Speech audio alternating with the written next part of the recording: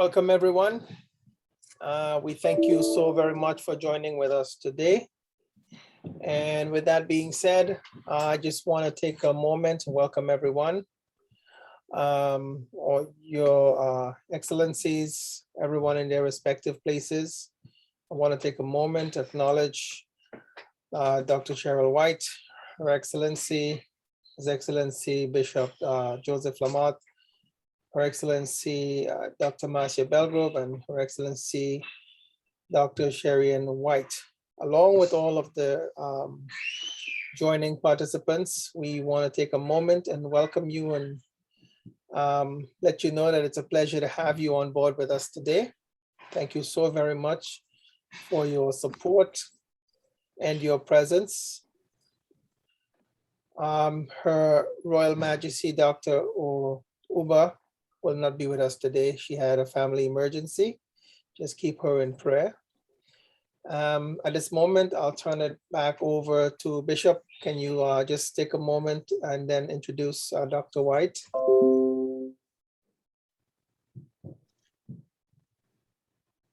Thank you. Good evening to all your excellencies. First of all, Dr. Madhu, who is not with us, Chief Governor, Apostle Dr. Kiwi Kalloo, and it's an honor to have all the other members of the panel and all of you that are here. It's really a tremendous honor to have a tremendous woman with us who have become such a part of the team, but also family, and someone that is very humble, someone down to earth, and who God has given a lot of wisdom to speak at such a time as this. And she have an illustrious background of the things that she has accomplished. And I'm not going to go into all that because it's going to take me a long time to read it. So at this time, I would like to present you, and I would like to use a term that she has journeyed to being a virtuous woman. I think we do have virtuous women on our platform today. All you precious women, I consider you to be virtuous.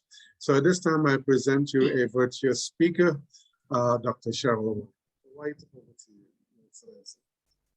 Thank you, and blessings to everyone in their respectful place.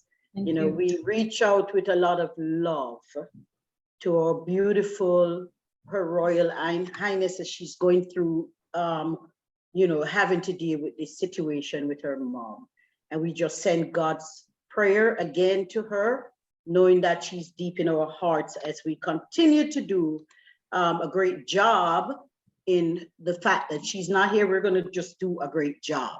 So last week, we had a wonderful session, yes? Yes, yes. And it was awesome. Yes. And to my beautiful, wonderful, you know, in America, we would say divas. Thank you so much. It was beautiful and just uplifting to see us sharing. And some truths came out of it. And I want us to just keep the energy tonight. I want us to really touch the lives of those who are on and to see this as an opportunity to just help people along the way. So we're going to actually just do a recap. So last week we talked a little bit about how class is defined, and Dr. Sherian expressed how, as a young woman growing up, a lot of times she was defined by not so much of her brain, but because of how beautiful she was physically. And we know that's true for many of us, but we also know that we're more than just the physical, yes? Oh, yes. And then we talked about how being a virtuous lady doesn't mean that you have to be this person who looks down on everyone else, but that we have to understand that being female is a matter of birth and being a woman is a matter of age, but choosing to be virtuous, that is the key, because that's the choice. And so we did a lot of talking about this. And I believe we touched a little bit on the body language and demeanors that we see. Tonight, I wanted to just briefly open up and have the panel talk a little bit about the art of conversation, because we know communication is huge, isn't it? It's really huge. And so many times we are insecure as to what to say, what not to say. How do we address things that are offensive? How do we not address it? You know, and so if Dr. Marcia Belgrove would just start us out to help us to understand the art of conversation, we would appreciate it. Well, the first thing I would like to say is good evening to all you lovely ladies. It's wonderful to be here this evening once again. Since last I saw you, I have been sharing with all the ladies in my own circles and around about being a lady is a matter of choice and using that as a mantra in their lives. So this topic on conversation is a very important one because the quality of our conversation defines the quality of what we present of ourselves and what we do. Because our conversation shapes whatever it is we bring into being. It is by the word all things were made, because in the beginning was the word, and the word was with God, and the word was God, as is said in the Holy Scriptures. So conversation and how we present conversation is both verbal and it is both how we present our body language, our expressions. All these are conversations. And it is very important to understand that what we present of ourselves is by the spoken word. And the spoken word also requires us to hold the integrity of what we say and what we mean by what we say. So when we say something, when we think something, it stands at our side. And when we speak it, we bring it into being. We create it. So if we want to create a better world, a better girl, a better woman, a better family, then it is important for us to affirm at all times the positiveness of what we want to see achieved. So in our own families, we can begin by indicating, because I always like to look at what is a practical way in which we can use what we learn in order to demonstrate what we want. So in our families, or in general in our conversations, we tend to have a way in which society has molded us into speaking negatively before we speak positively. So someone is speaking and we want to say, yes, we agree. But instead of saying, yes, we agree, we say no. But it's so automatic in our language that we say no, not meaning that we do not agree. But it comes out no. And then we say because, and everything we say because, it's the positives of what it should be. So we have to get out of our psyche that tendency to first go in the negative. So our quality of conversation also brings into being all the things that we want to achieve around us. It is, of course, a process because the system around us bombards us with all kinds of conversations that are not becoming of one who is seeking to be virtuous or who is seeking to live in the right way. So when we speak also, if we do not read, reading is very important. Because if you do not read, you do not gain knowledge. And if you don't have knowledge, you have nothing to say. And what you want to say, you have to understand what is the message you want to give. So sometimes we want to give a positive message. We want to speak to our daughter or son or family members at home, and we want them to do what is the right thing. But the emotions with which we speak, even though we are saying something that is positive, it hits them in a negative process. And they may not be emotionally intelligent. And what do I mean by that? It means they may not be able to go beyond what they are feeling to hear the quality of what we are saying or the message of what we are saying. So we have to be very careful in how we express what we want to say and how we express it for them to understand what we want to say. So I have these, my grandchildren are 5 years old. And sometimes I say to them to do something and the next question they ask is why? Now, when I was much younger at their age, my parents would not allow me to ask the question why. It was I told you to do what I want and that is it. Do not ask me another question, that is it.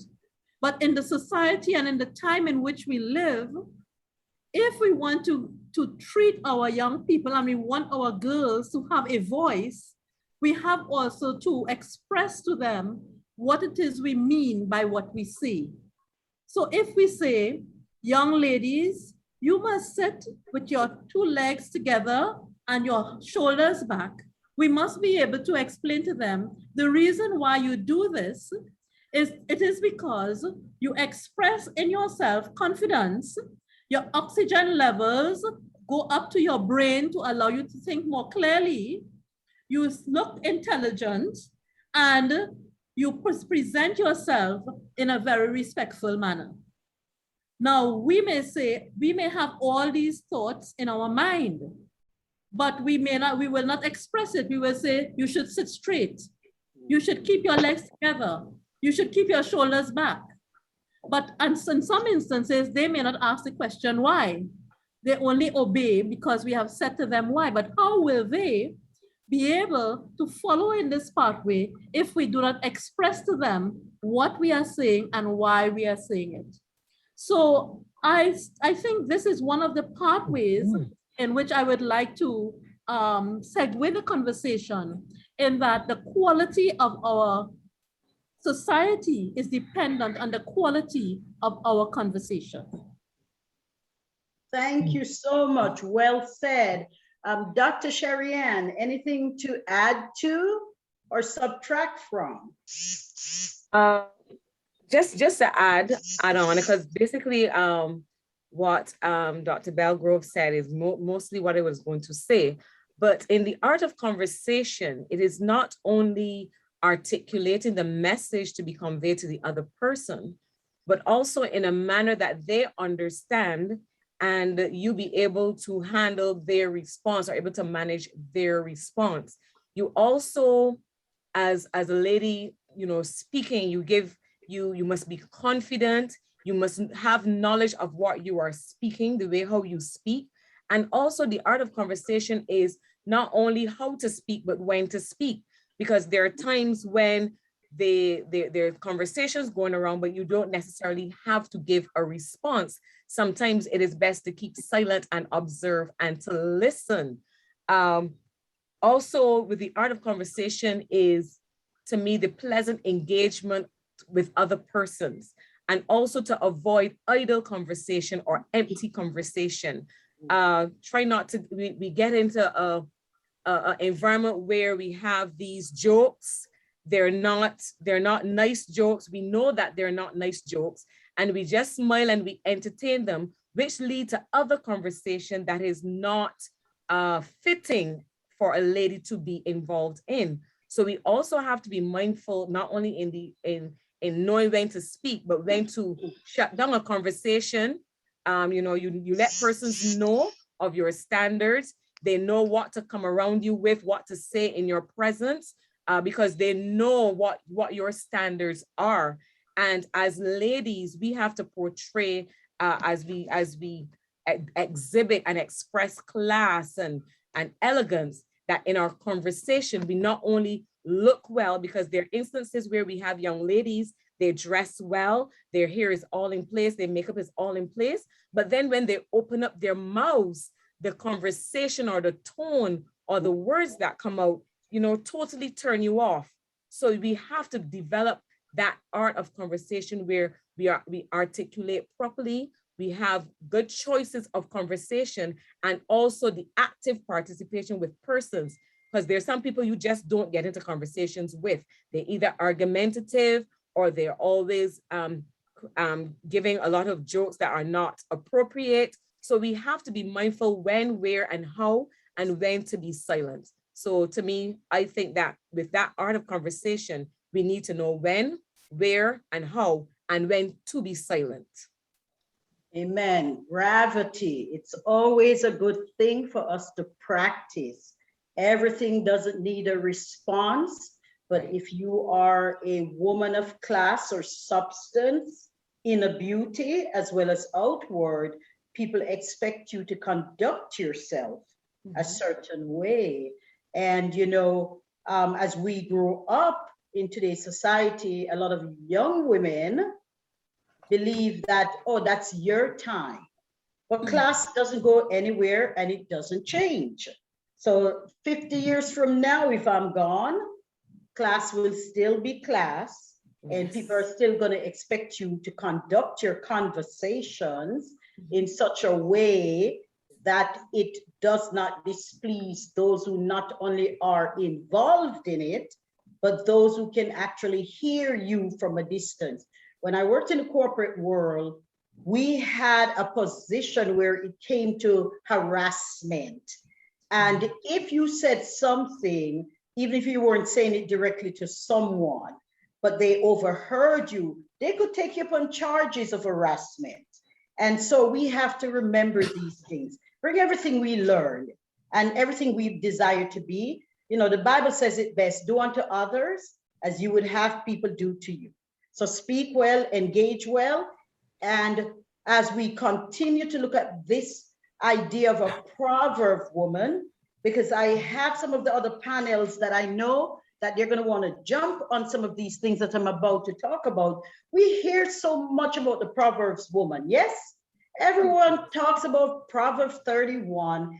And I remember for years that the way I understood it, having studied the word of God now, that's really not what it meant, because when I grew up, the proverb woman was about a woman who is domesticated.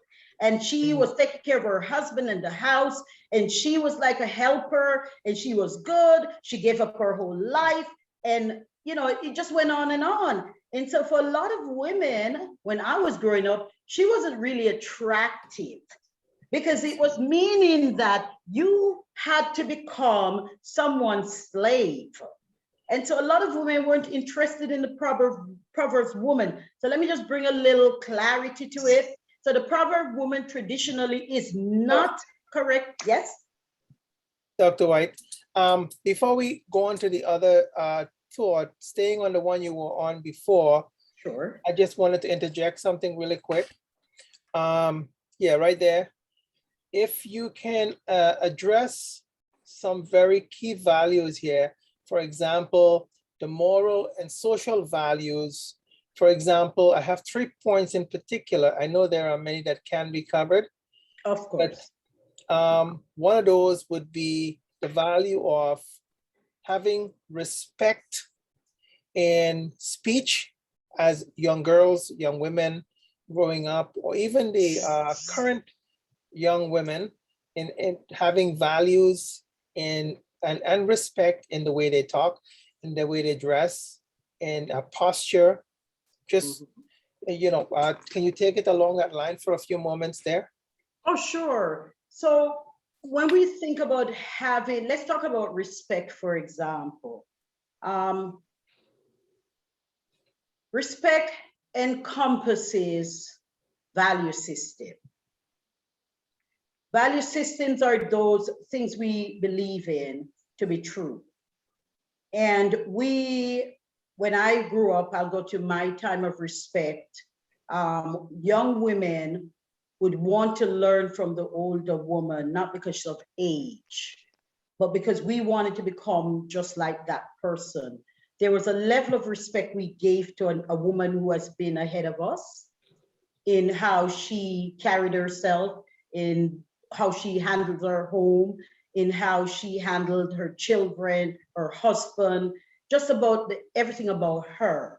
And so young women would look up to women who were older, who would show them, you know, how to dress, how to do their hair, etc. Even in religion, young women would look up to the older woman because she's already gone through what they're looking to go through. And she would be the ideal idea of what they should be like in terms of their value systems. In today's society, because for a moment we had babies having babies. And so you have kids who are now mothers, and they don't really understand what it means to have virtue, what it means to have some value systems, some moral-based system that says these things are not correct to be done, and these things are a matter of choice in which I'm going to make my decisions, which way I'm going. What has happened in society is that older women in some events want to be like their daughters. So you see them dressing like their daughters. They're acting like their daughters. Some even go as far as partying with their daughters. And then the ones who are not doing that, many times they're so busy fighting to be on the top of the food chains. You know, I want to be the CEO, I want to be this, I want to be that. They believe that the only way to get to the top is by cursing. So if I'm just like a man, quote unquote, where I'm hard and I'm tough and I don't have to, give anyone honor, because that's what respect is about. I can just say what I feel, when I feel it, how I feel it. Then it shows that I'm a woman. And I think what we have to go back to is understanding that when we truly respect ourselves first, then we're able to respect others. Many adult women are little girls in women clothing, crying out, wanting to be accepted, wanting to be seen, wanting to be recognized. And they have picked up bad habits, bad value system that says, if I want to be taken seriously, then these are the things I have to do. And I think when we begin to say to ourselves, morally speaking, and it begins in the home, I'm a firm believer of the home. Morally speaking, what are the value systems that in the home has been given to this young girl? Because if our home never had the right value systems, and when we talk about communication, if people do not know how to decode messages that are being transmitted to them, and so someone says, I don't think you should do this because it's my house. That girl hears that I have no choice in what I need to do. So when she goes to the external environment and she's free to come and go and do as she pleases, what happens is I go back into my home and I bring the external, and no disrespect is there because I'm saying, well, my friend's mom allows her to do this and this, and you're just ridiculous. And I'm just being honest. You see, there's a society that says honesty is still being respectful, and not necessarily so. I can be honest without being rude. I can be honest without being aggressive. And so what we have to do is bring back respect in the home, where mothers and fathers respect themselves first, where they are the examples to the young ones as to what is supposed to be done at what time, what place. And, think about children. I see a lot of people have children 10 o'clock at night, they're up. And I say to them, why is your 2-year-old up at 10? Oh, they don't want to sleep and I can't get them to sleep. Well, you got to bring up a child in the way you want the kid to be. A child at 2 doesn't have a choice about sleep. Leave them in their bed. They'll fall asleep. But no, my husband and I went out to have dinner the other night. 10 in the night, 6 children running throughout the restaurant, 10 o'clock at night. Now, when the kid grows up and you can't speak to them because they look at you and say, I don't know you, don't talk to me, and they run off. Now, when they get older and they take that behavior into adulthood, we're going to say, oh, they have no manners. But it begins in the very foundation. We have to build the structure right. And as we who are ambassadors teaching people about how to take on the full armor of themselves to be better, we have to go back to the basic and see, where did this person get raped? Did they have value systems in their homes? Because we assume people do, and most times, sometimes they don't. So help them to understand why something is wrong versus why something is right. Help them to understand what is communication. It's not just talking. It's not just body language, it's also written language. Most people write how they speak. And so you can look, you know, when I was at the universities, a gentleman said the young lady went into her SATs, which is an exam in America, and she came out and she said, I failed. And he said, what happened? She said, I wrote Ebonics.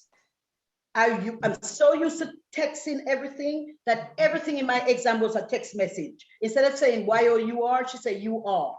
So she said, I know I failed.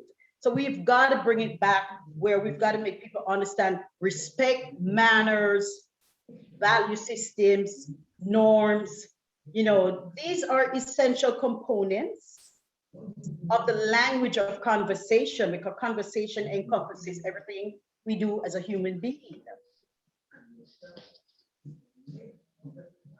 Have I addressed, Your Excellency, your question? Yes, Thank you, sir. yes, thank you. You're welcome.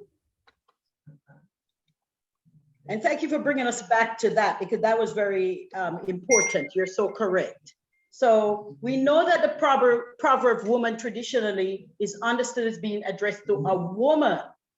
But the truth of the matter is, this is a mother who was speaking to her son.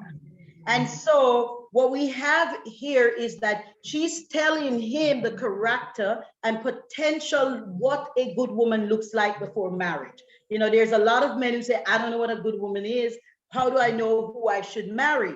Well, it's written. So that's part of communication. So this mother is saying, listen, I'm going to show you the value, which we just spoke about, for what a good woman is. And this is the kind of a woman that you will give praise to. Why? Because it's not just virtuous in terms of virginity. It's virtuous in terms of her character. And when you marry this type of a woman, you are going to be happy. So it's primarily, one, a search list for a man who wants a wife.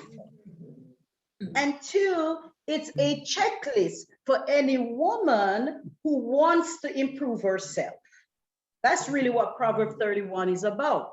So the virtuous woman has one thing, wisdom. She is wise because she doesn't rush into everything. Two, she's diligent. And she does preparation to ready her household for all kinds of challenges and adversity. So that makes her a strong woman. She's not easily broken.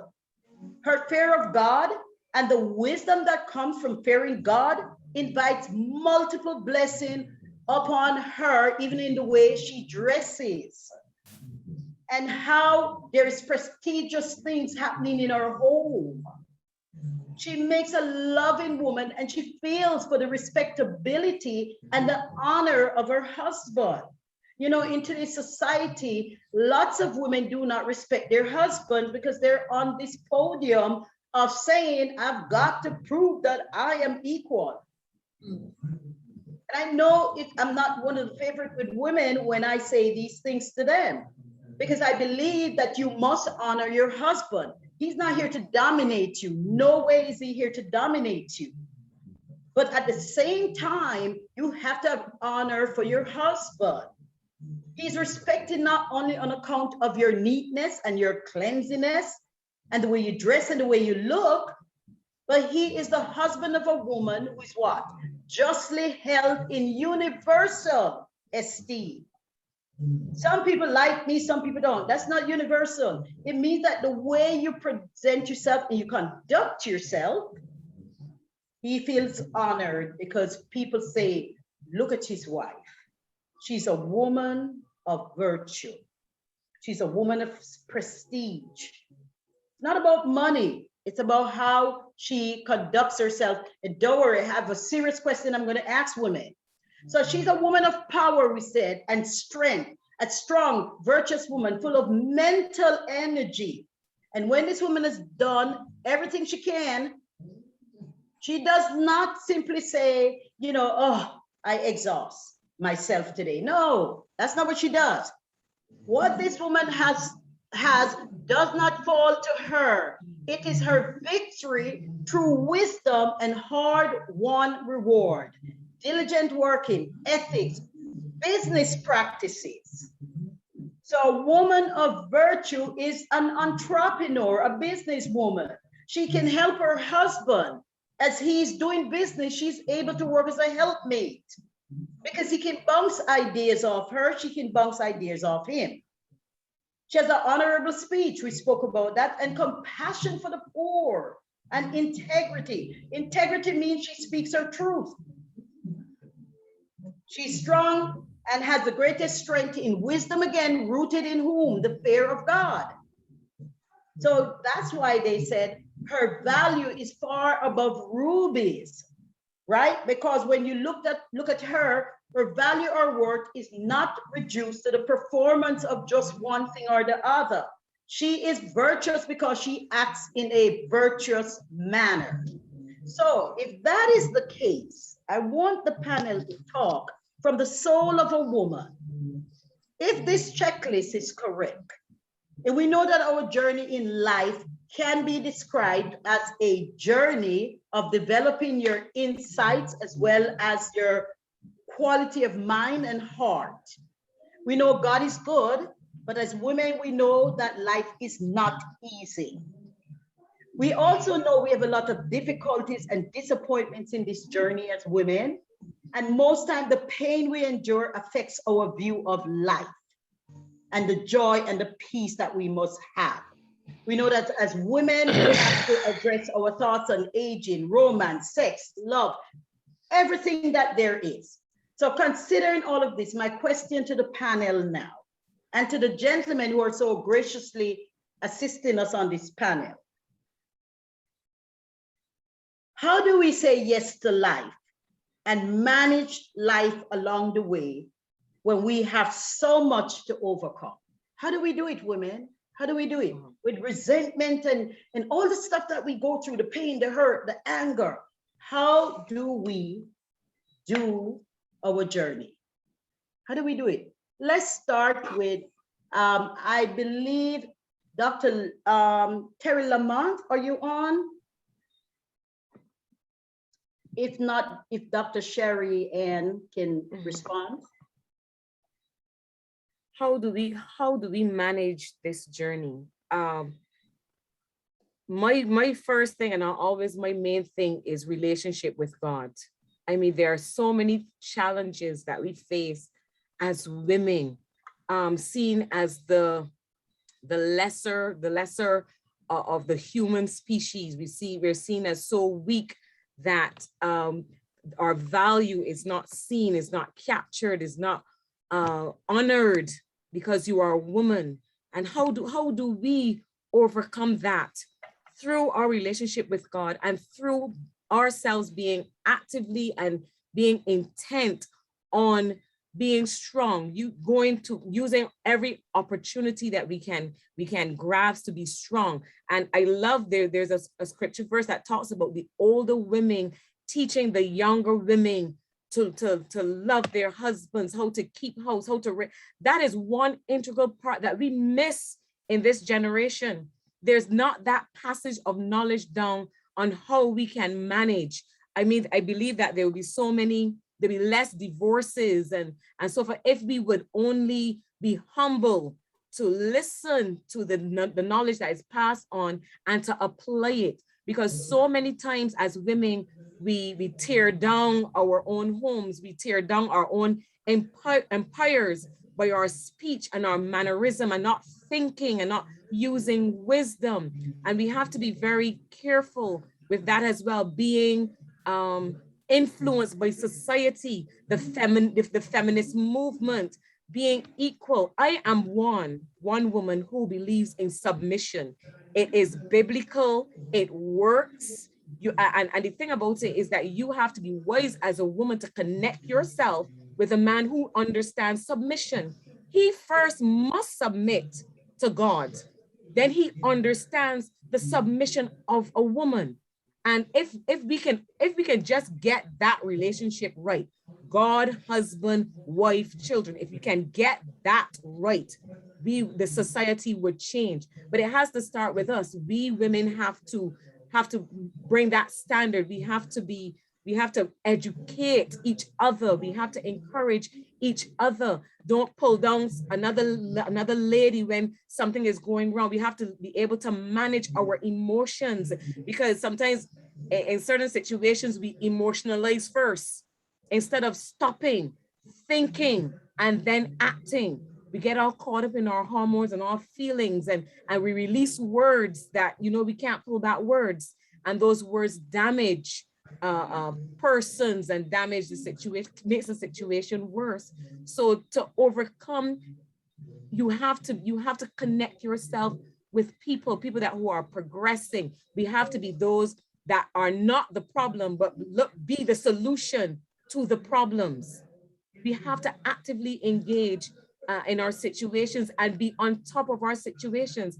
As women, we have to be praying women. The Bible talks about weeping women, the women that are wailing. I remember connecting to a lady, and she says whenever she doesn't wait for something in her marriage to happen, she prays before it happens. So she's progressive. She covers everything, and that was something from me that I took as a lesson. Don't wait for a situation to happen.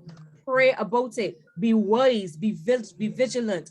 Be submissive. I that is one thing for me. I know a lot of women don't like it when I speak about that, but to me it takes a greater measure of strength to be submissive than to be arrogant, aggressive, loud, cantankerous. It takes a great measure to just be submissive.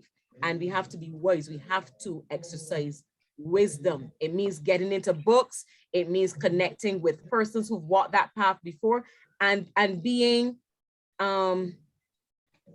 being humble enough to take constructive criticism.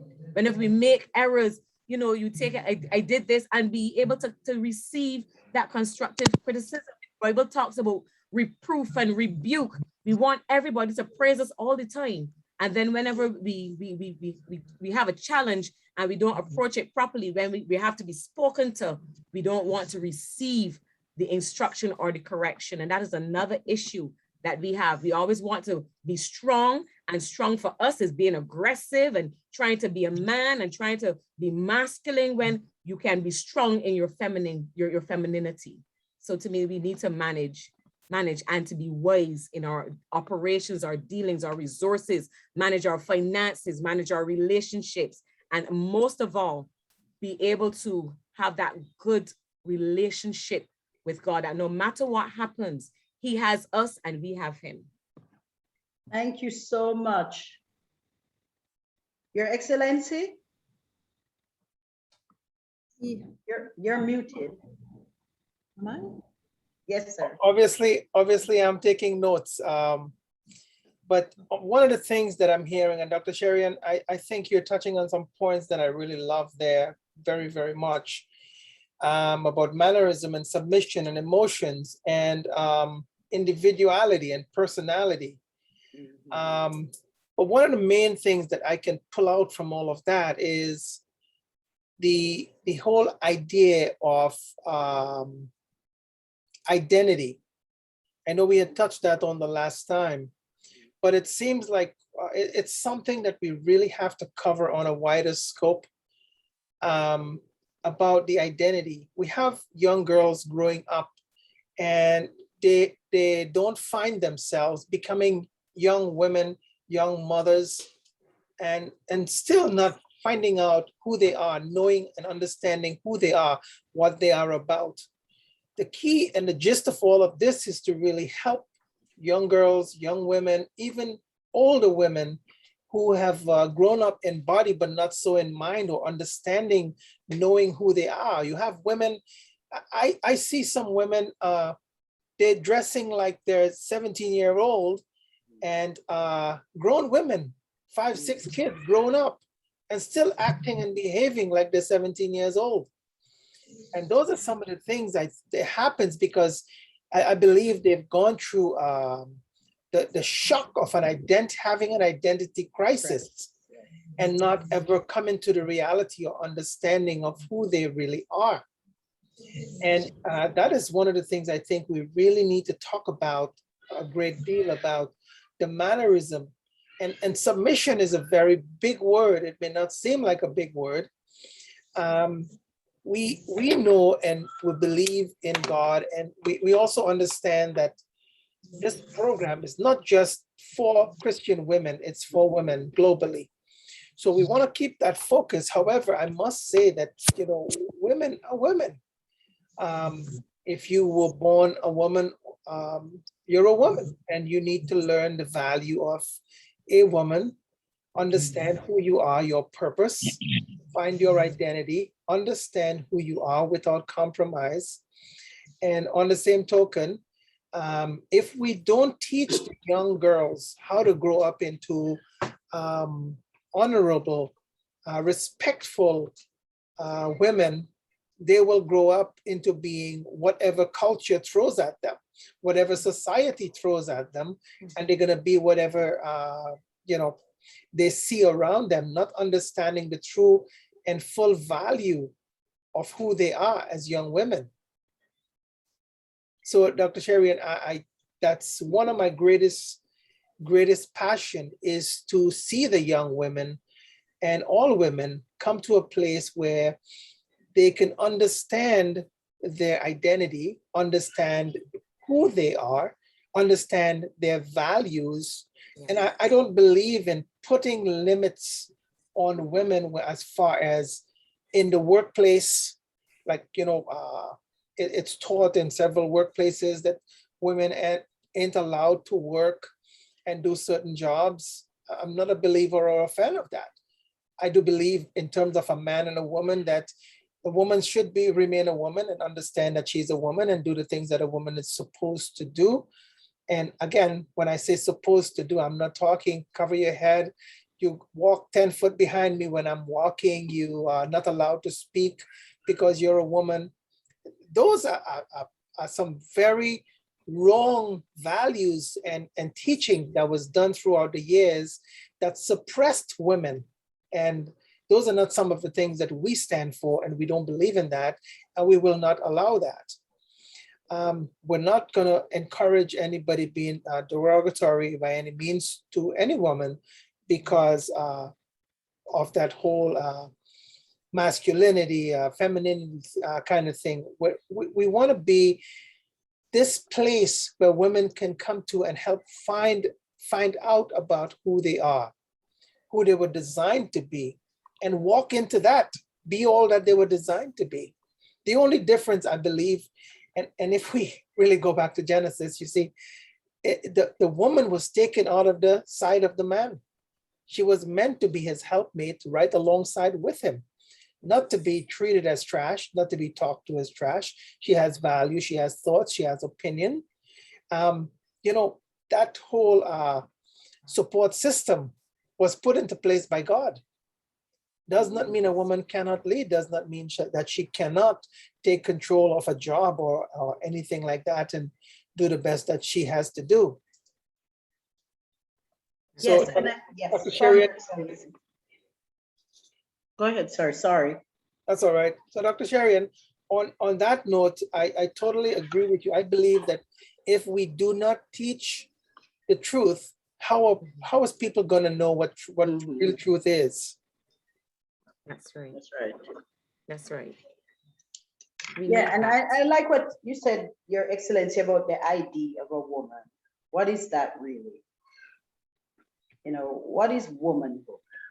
I really think I agree with you, sir, that we need to explore that, because we don't really know most times. We think being a woman is your gender, and that's not really womanhood. It's almost like saying, a woman is really a matured human being, not because of age. No different to a man. You can have adult men who are still boys. Womanhood is deeper. It's defining who you are as a person and being comfortable with you. It's your identity is about the things you believe are important to you, and the things you're producing in life, because we all are created to produce. And if we're not producing, then we look to others to tell us. You know, if you think about careers, we become doctors because our mom and dad said we should be doctors. So identity is so huge, because a woman of power and strength is not about physical strength, and it's not about power with your mouth.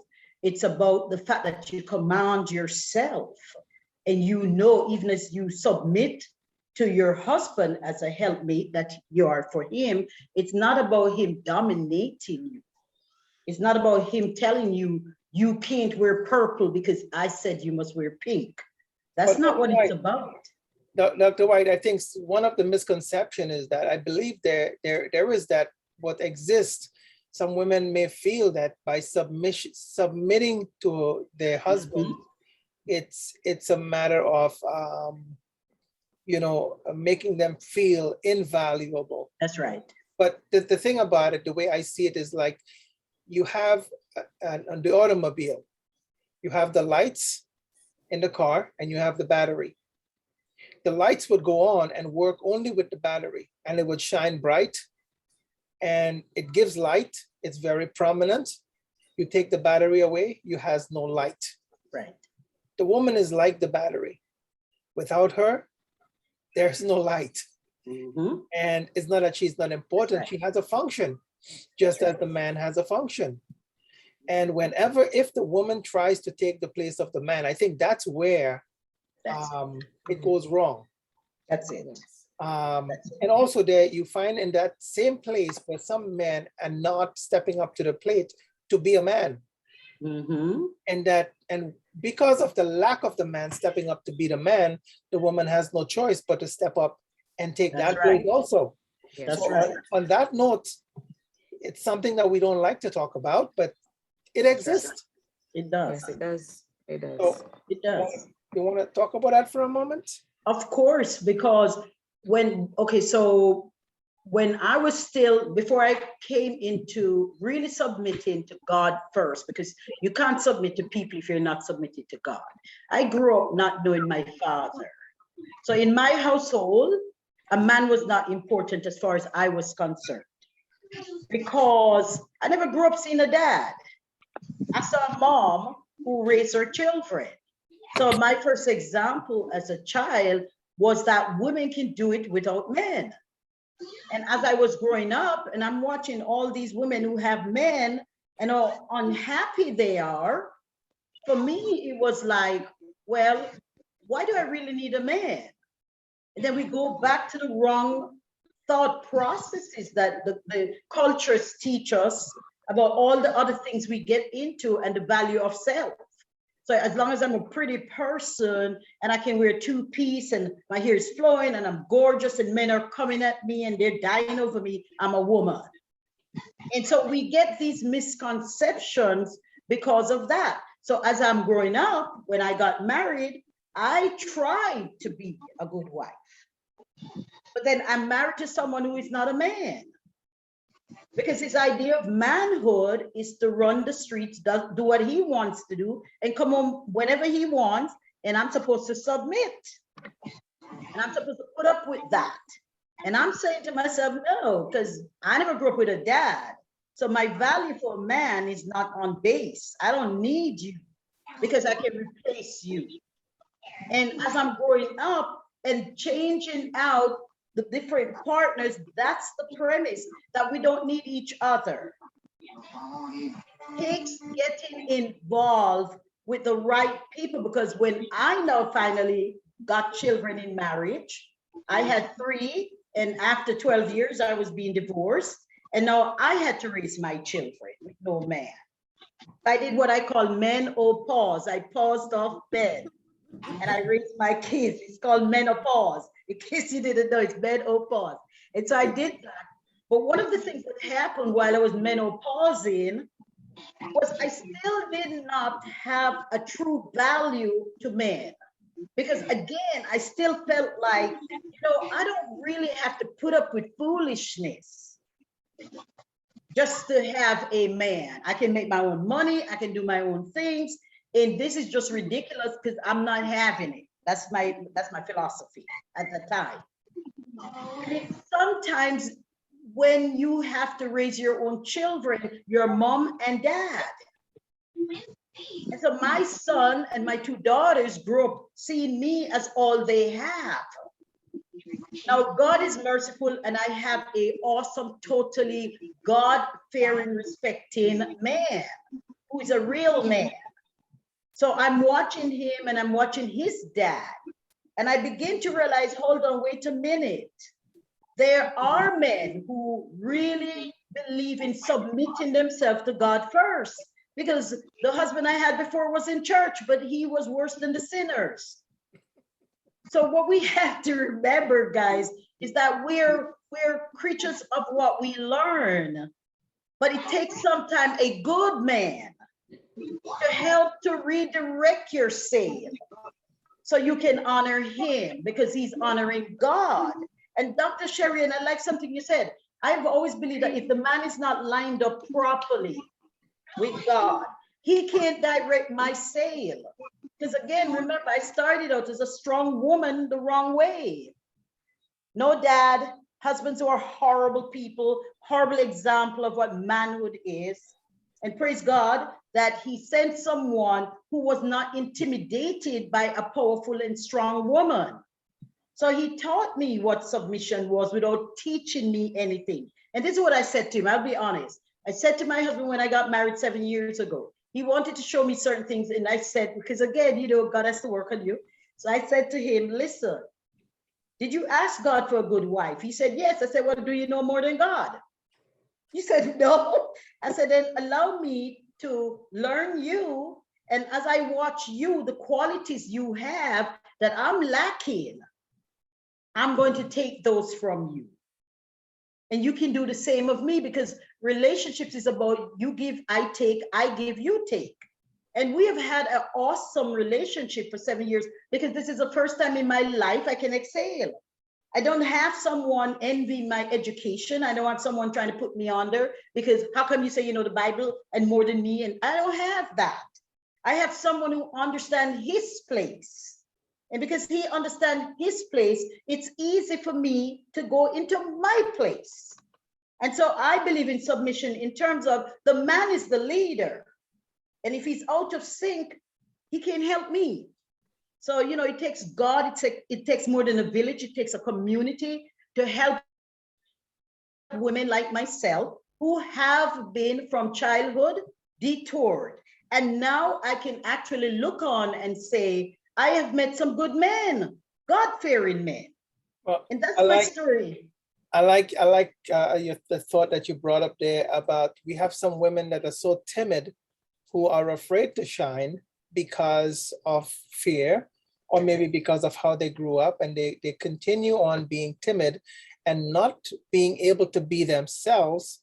And again, you have some women who their husbands might feel like it intimidates them for their wives to step up and be themselves.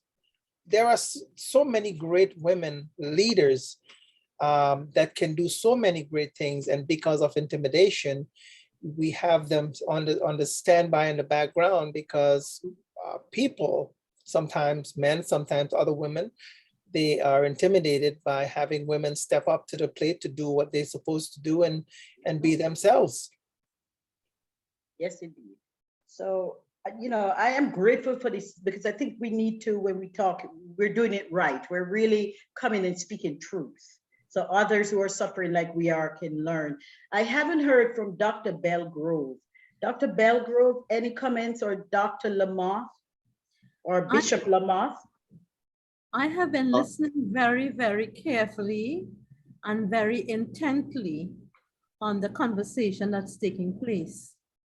And I couldn't help but reflect on the elders of long ago, my grandparents' ages, when they appeared to be so submissive, but yet they were the power brokers of the home.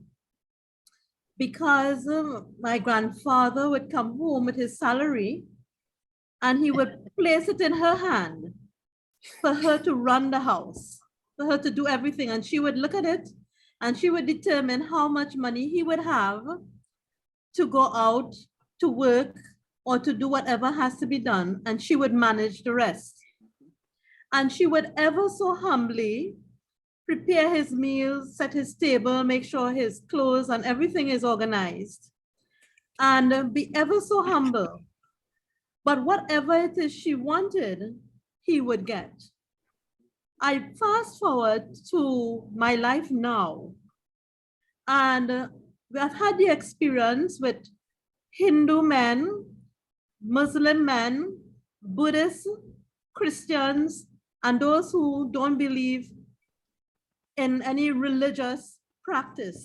How did I get this experience?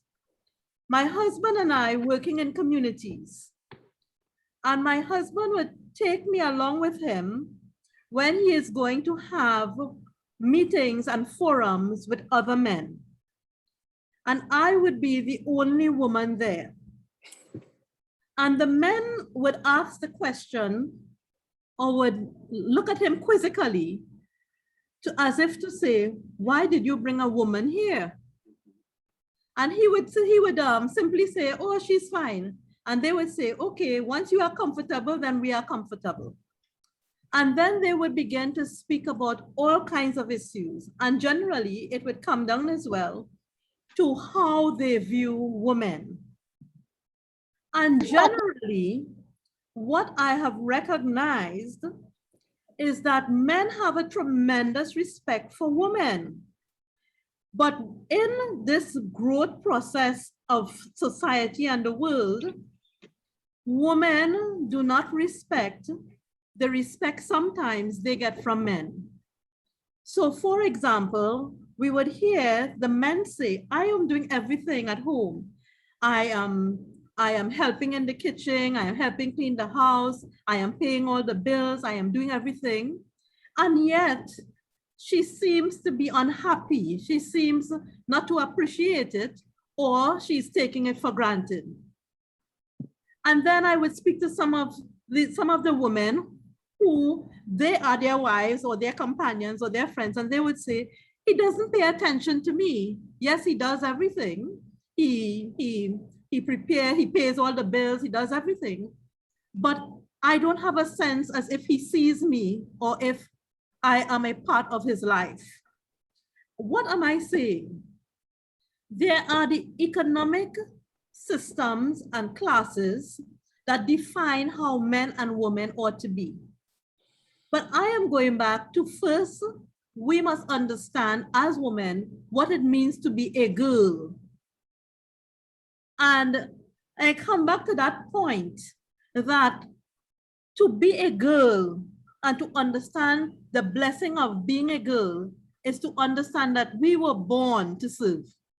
We had no choice in it, because when you are a procreator, when you are bringing forth children, children force you or cause you to be in service.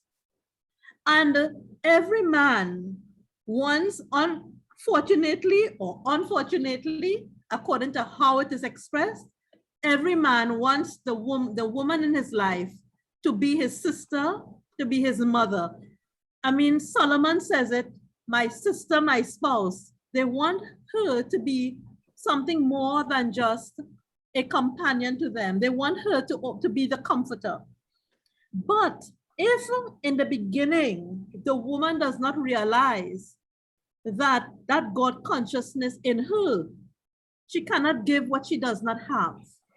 And if the man does not understand that God has given him a responsibility to take care of the garden, to tend the garden and all that is in the garden, which includes the woman, then he does not understand his responsibility. How do we get women to understand their responsibility? Now, when Doctor was speaking just now about listening and viewing and seeing her husband as the example and following his example and he following her example, that is really the pathway for a successful relationship. Because when you have that someone, that role model, someone in your life who you can see the godly virtues in, whether it is a male, whether it is a female, but in this instance, we are talking about the woman. Once you have someone who can show you that God-centered nature that is in you, it brings in you a fulfillment that words cannot bring. It is a conversation that is beyond verbal articulation. Another thing that is very important is tone in how we communicate, because love comes through in the tone in which we speak to one another. So we can be saying all the nice, lovely things, but the tone in which we say it, we can be saying all the correct things, but the tone in which we say it says something else. It does not bring light into the situation. It actually creates friction. And sometimes you will hear families say, but I was just trying to tell them the right thing. I was just trying to do the right thing. But you are saying the right thing, but the tone, the body language, I have heard men speak about how women express themselves so aggressively and what happened, what it does to the inside of them. And then the other point is what His Excellency was saying about the courage of women, how women carry themselves. You are shaped by the environment in which you exist. But if there is, you could be in the darkest environment, in the most unprofessional environment, you could be in the worst environment. But in that environment, there is one person or one example that stands out as a light. That becomes the light for you to emerge. And therefore, for all of us who are here, we have to become the lights because we don't know who is looking at us. And therefore, our light, by example, is what emerges. Dr. White was indicating that whole experience of by example, because it is not what we say only, but it is also what we do, how we express what we do. And why is it that I was able to sit amongst these men? Sometimes they would use obscene language and say, oh, I'm so sorry, I'm so sorry. You know, and I would just be sitting there calmly. And the quest is not interrupting, but listening, not putting my views or my voice into it. But if they should ask me, what is my opinion about something, I would express my opinion, which I can only do from a feminine point of view. And most times, they have not considered that point of view. So sometimes we think people understand, but they really do not understand what we are saying. We think that they should, and we think that they do. Another thing as women, we sometimes believe that the persons around us should be telepathic. They should know, you know, they should know what I feel. They should know how I feel. You know, you are with me long enough to understand that I didn't mean what I said by how I said it. Or you should understand my expression. Or I should not have to say words for you to understand. That is not real. That is not so, you know. And sometimes we also say the same to our husband or companion or friends or people around us. Well, you should understand. What should I understand? If I don't tell you, that's why the conversation and conversational intelligence is so important. If I do not tell you, I cannot assume that what is in my mind is what you understand, is what you know. I have to assume at all times that you are not clear about anything I'm saying, and therefore I have to ensure that you really understand what it is I am saying, and that I am not seeking to put you down. I am not seeking to dominate you. I am not seeking to belittle you. I am just seeking to understand what you are saying, what you want, and I am seeking for you to understand what it is I am saying and what it is I want. The other thing is in terms of girls and how they dress and the quality of the class that they portray. You know, I was looking at the First Nations people of long ago and the different cultures, and they all had different codes. But as society became modernized, those codes of society changed. And we began to say what was good and what was bad. But every cultural context has a code that speaks to what the class is, what the code is, what the status ought to be. And we have to be careful, how are we defining these codes? And these codes that we are defining, are they the codes that has been created by the economic differences that the class of society in which we live is created? How are we to really understand that the rules of the economic classes are different? And it all depends on where we are in those economic classes. And therefore, how do we explain to the different economic classes the differences among us, and how do we go up the ladder?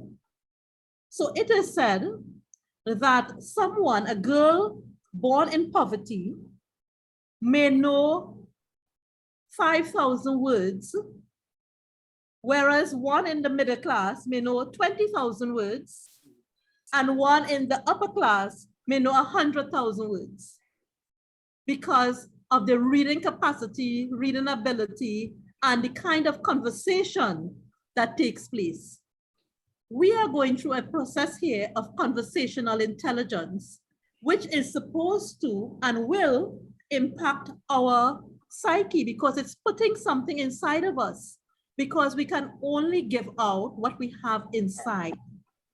And therefore, for the child of God, we are all children of God, but do we all understand and believe and know that we are children of God? Do we understand what that means? Because in the first instance, maybe when we are speaking to the girl, we can say, just as how the flowers bloom in the garden, if you dress in this particular way, you will be like a beautiful flower in the garden. But if you dress in another way, the leaves of your flowers are shedding. And therefore, you are not looking as beautiful as you ought to, because you are exposing yourself. You are not keeping yourself as an enclosed rose so that your true fragrance can be seen.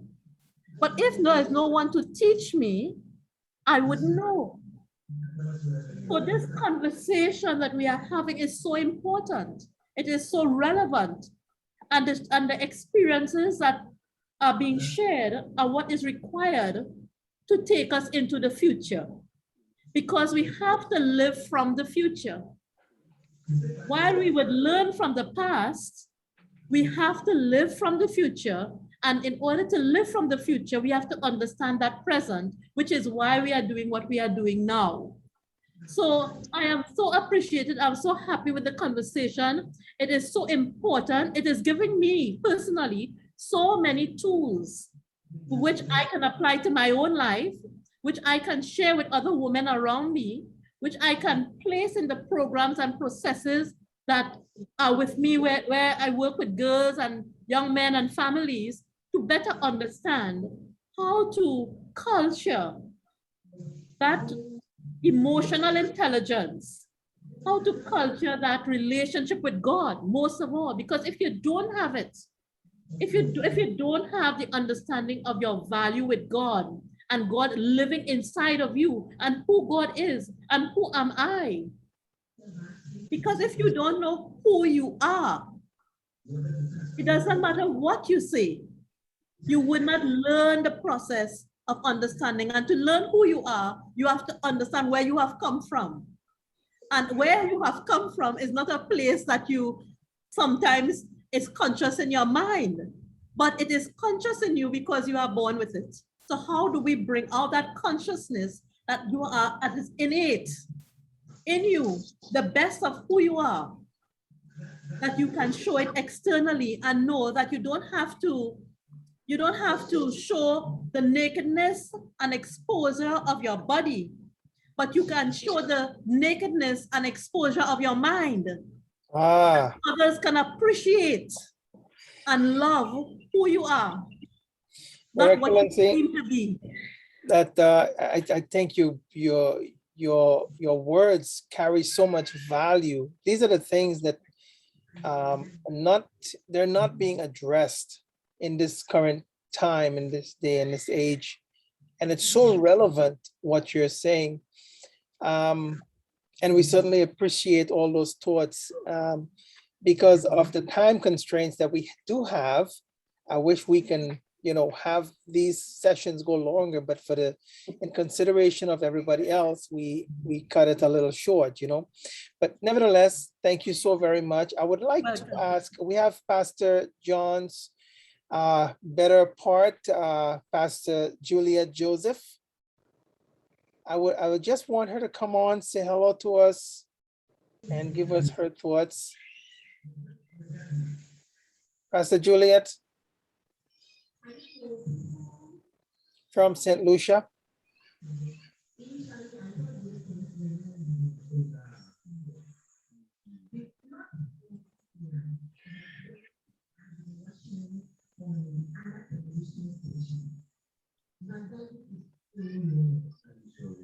Good Hello, night. Good night, His Excellency Dr. hello, Kiwi. go ahead. Yes, hello, His Excellency Dr. Kiwi. Hello. Of course, thank you for this opportunity to just share and to speak. I'm Julia Joseph from St. Lucia. And of course, I've been listening to the discourse and the various contributions from these mighty women. And oh my goodness, I'm so intrigued with these discussions. I am logging on for the first time and I'm just listening intensely.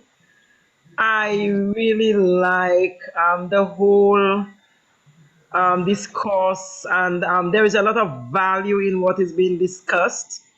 I wish I would have had more of my ladies. Now I know what it entails. I'll probably invite them for the next session.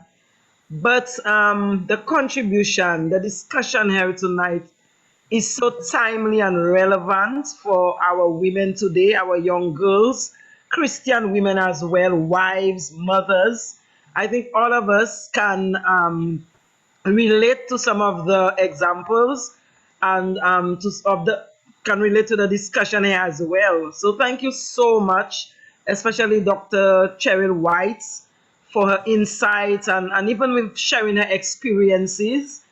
I've learned so much. Thank you so much for the opportunity to participate in this women empowerment session tonight. Thank you so much.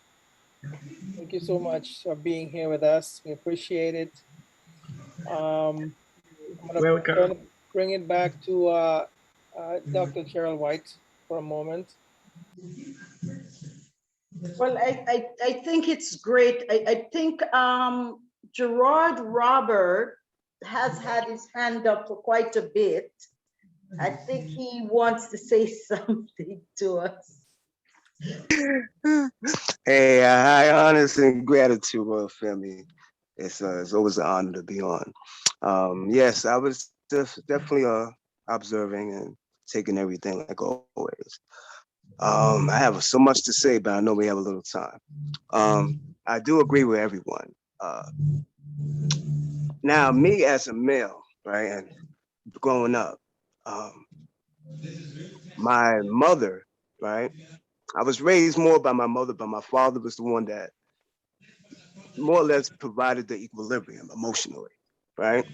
Now, being subjected to everything that we're discussing about how it feels or how a woman should conduct herself or how a girl or a lady should conduct herself. But when you have a woman that's a mother and is a figure, a role model, how do you more or less go about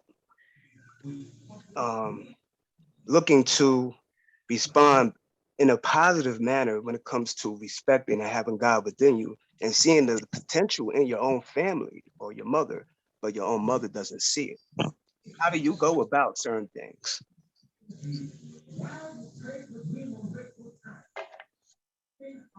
I think that that's a very good question. And because of time, I wrote it down. Yes. So we can address it, but to nip it real quick, it goes back to what I said. It Yes. takes a community and everyone pitching in to help you to understand that everyone has a role to play, including your mom, your dad, your sisters, your brothers, and external. And everything is not, while we all know God, there are people who are not religious. They don't go to church, they don't have a particular religion. So everything can't just only be about the religious aspect of it. I think we have to, next time we come, is to also incorporate everyone into how do you live life really and live it, you know, not just because you have God, but how do I live life and not kill myself when life is so hard. So Your Excellency, I know there are a lot of people who have a lot of questions, and I think this is the opportunity for them to write it down and come back next time we meet, because this is really a platform, and we thank you so much, Your Excellency, for creating this platform and having this vision, because you can see it just growing. We had like almost 50 people on here. I love it. So I will turn it back over to you, sir, and we just thank you so much for having this vision. Love you all. Yep. All right. Thank you, Gerard. Appreciate it. All right. So I want to acknowledge all the men that shows up for the women's empowerment. Guys, you really make me proud. We are all here because of a woman. In case anybody missed that, we're all here because of a woman.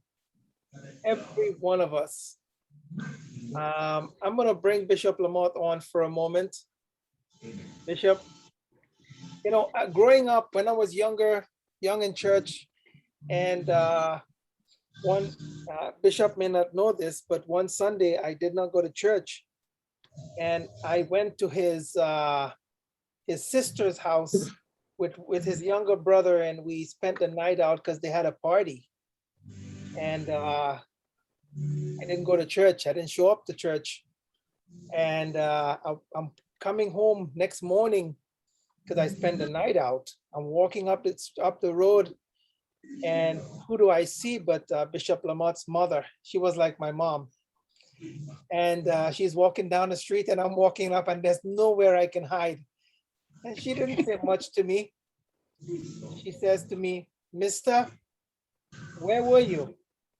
You were not in church today." I said, "No, Mama." She said, "All I'm going to tell you is that you're big and you're supposed to have sense."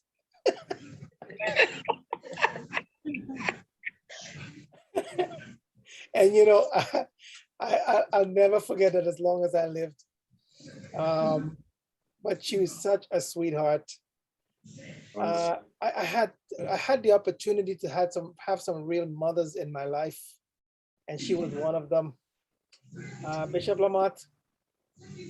Thank you, Your Excellency, Dr. White, to the entire panel. Really tremendous session this evening.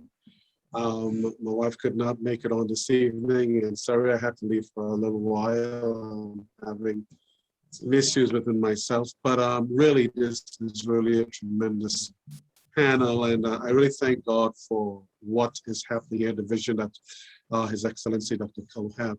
But with all that was said, I think what this program is doing for us is to bring us back to the beginning so we can start right. If we start right, we can end up right. If we start wrong, we will end up wrong. And really is to define a man and a woman from God's point of view, because He is the author of life. He is a creator of all of us. And so we must be able to look into His mind and see what his intention for creating me to be a man and creating you to be a woman.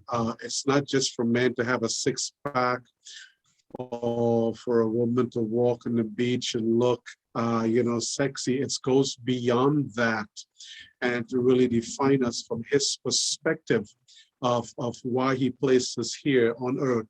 So we can, first of all, really readily deputize for him as a man and as a woman in every aspect of our relationship. I just want to add one thing, and before I hand over to His Excellency, I remember when we were growing up as young men in church, we would hear messages like, a woman should not wear that which pertained to a man. And the concept of that was a pants. And they would say thoughts like, you cannot have two men in the same house, And it was so, I think Dr. Belgrove mentioned it. You hear something like that, you don't question it. Today's generation, you will question, well, what are you saying? But when you look back at it, it has nothing to do with the wearing of a literal garment.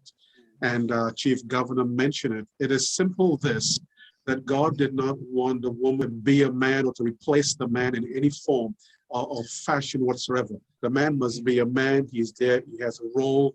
The woman must be a woman, she has a role. But when both come together, synchronized together, they complement each other for the purpose that God created them. So I am honored to be on this panel. I thank you all very much. And I know in 2 weeks from now, we're going to have a barrage of questions that the answers, that's where we really get answers in the volume of questions that come. So thank you, Chief Governor, Dr. Kalloo, and thank you, Dr.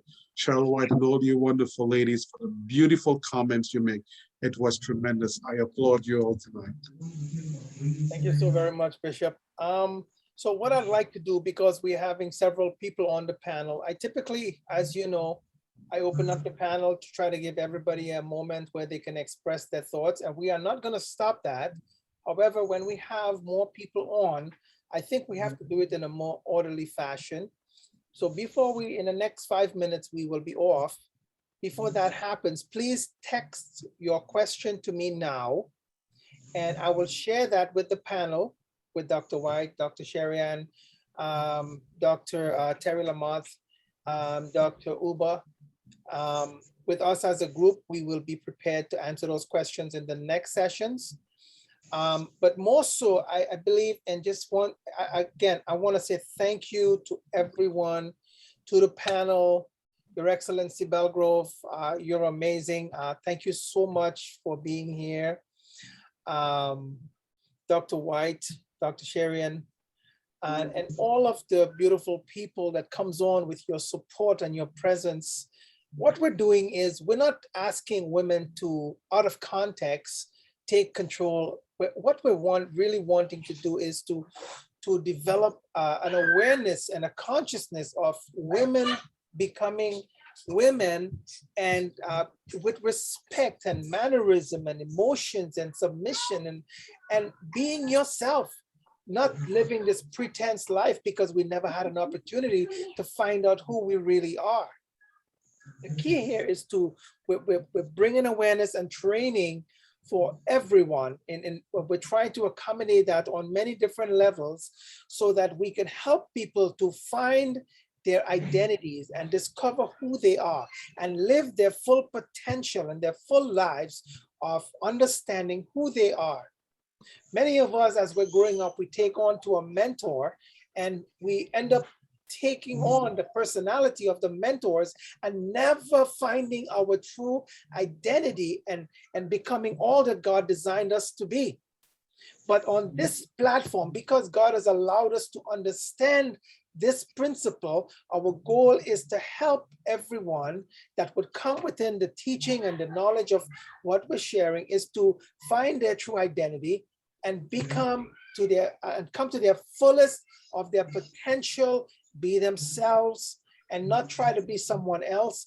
Understand who you are, understanding your abilities, your limitations. We all have limitations. And we're not here to impose any restrictions. What we're really here to do is to assist you, to serve you in the best of our ability, to the capacity that God has called us into.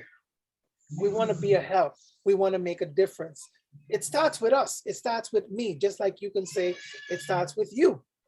So if we all corporately come together and we collaborate to do this, we make a difference for the group here today and all those that's listening outside of this platform that would come to the knowledge of or being able to listen to these training and sessions. They would come to a greater understanding of themselves.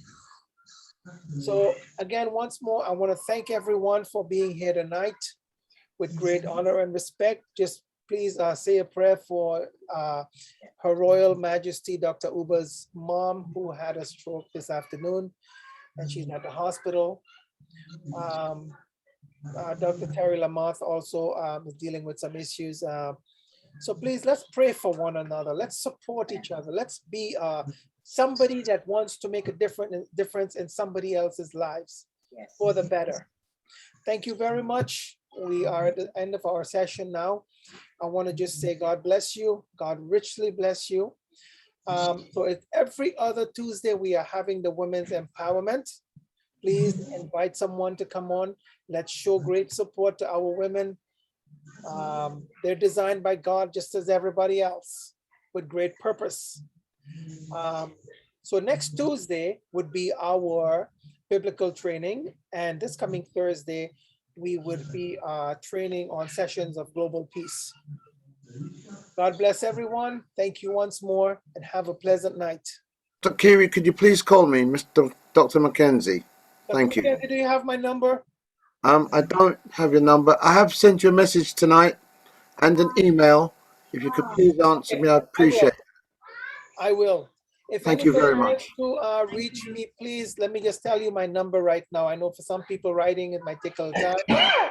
My number is, the area code is 646-202-3618, 3618. Please feel free to text me on WhatsApp if you have any questions. Please come again. Your Excellency, please come again with the number. It's 646 202 3618. 3618. What's the code, please? Area code is 646. Okay, plus 646. Right, so it's 646-202-3618. Okay, thank you. Feel free to reach out to me on WhatsApp with any questions or comments. You want to reach out to me, it's no problem at all. My email is chiefgovernor@augpusa.org. Okay. Dr. McKenzie, give me a couple of minutes and I will call you. Once again, thank you so very much, everyone. It's truly an honor and a blessing to serve in this capacity. God bless you. Thank you. Have a pleasant night. Greetings to Good night, everyone. Good night. Good morning. Engineer Egana, that you are here for the first time. Engineer Egana that works with NMPT in Nigeria. She's there for the first time. She's welcome. And all the beautiful women, I respect you. I honor you. Thank you very much. Blessings to all. Thank you so much. Feel free to reach out to me with any questions, comments, and I will respond. I promise you. Sure. I'll reach out. Blessings. Bless you. Shalom.